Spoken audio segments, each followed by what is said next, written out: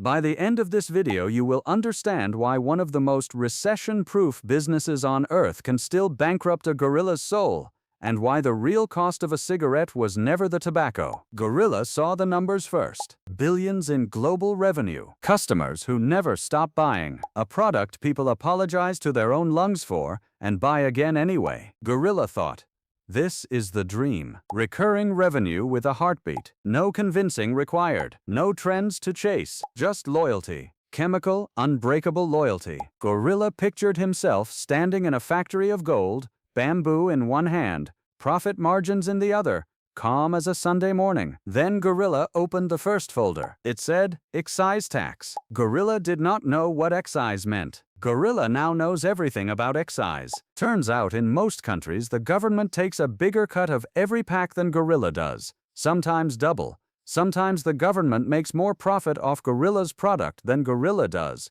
while doing zero of the work. Gorilla stared at this fact for a long time. Bamboo in hand.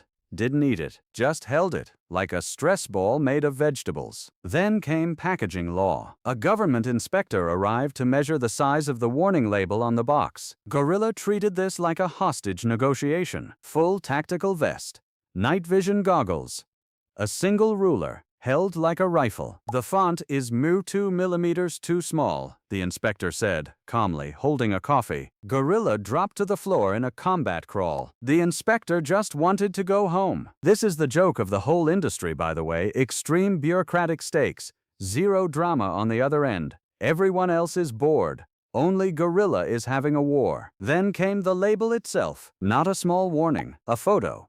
A large, unavoidable, deeply unpleasant photo, covering most of the box. Gorilla's own product now spent 65% of its surface area trying to talk customers out of buying it. Imagine opening a restaurant, and the menu is legally required to include a photo of a heart attack next to the burger. Gorilla's marketing department, which was just Gorilla alone with a marker, quietly retired. No billboards, no ads, no sponsorships, no influencer partnerships, nothing. In most countries, cigarette marketing is banned so completely that Gorilla legally couldn't even put his own logo on a t-shirt without a lawyer fainting somewhere in the building. So how do you sell a product you're not allowed to advertise, wrapped in a photo nobody wants to look at, taxed at a rate that eats half your revenue before you've spent a single banana, old habit, before you've spent a single stem of bamboo? You sell it on shelf space and habit. That's it.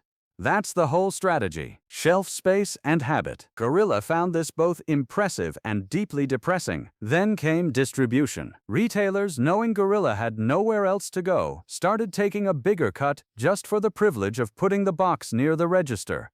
Gorilla's product, famous worldwide, addictive by chemistry, profitable by design, was now being squeezed by a guy who also sold gum. Gorilla beat his chest. Not out of power, out of pure, cornered frustration. The universal gorilla language for I would like to scream, but professionally. Then the insurance company called. Litigation risk, they said. Historical lawsuits, they said. Class actions, they said. Numbers with more zeros than Gorilla had ever seen in his life. Zeros stacked so high they looked like a cardboard tower Gorilla now had to personally balance on, one leg wobbling, arms out, a single sheet of paper reading 1998 settlement taped precariously to the top. One wrong move, and the whole thing came down on him. Then the bank called. We don't finance tobacco anymore, they said.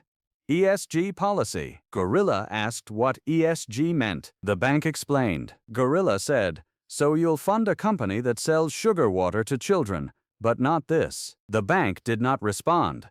The bank does not have to respond. The bank has the money. Gorilla went to eat bamboo that night and tasted nothing. Not bad, not good, nothing. The bamboo was fine. Gorilla just wasn't there anymore.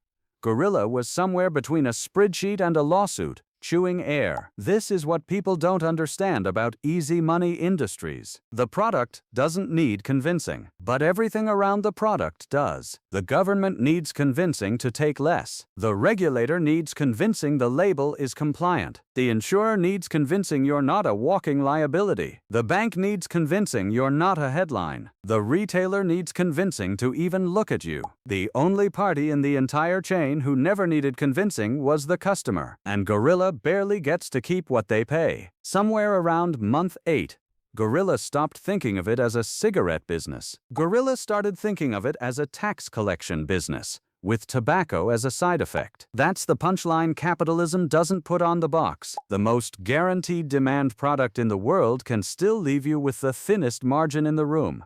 Because demand was never the hard part. Permission was. Gorilla sat outside the factory one evening, exhausted, box of unsellable, over-labeled inventory beside him, and did the only thing that made sense. He beat his chest. Slowly this time, not from fear, just releasing it. Then he picked up a piece of bamboo. He didn't overthink it. He didn't check his phone first. He didn't calculate anything. He just ate it. And for the first time in months, it tasted like something. Green, simple, real, not a brand, not a margin, not a regulation, just bamboo, tasting like bamboo. Because for one quiet minute, Gorilla wasn't performing an industry. He was just a tired gorilla, sitting still. That's the truth nobody puts in the pitch deck. You can build a business on something the whole world is addicted to, and still end up more addicted than any customer. Addicted to proving it was worth it. The product was never the risk. Gorilla was.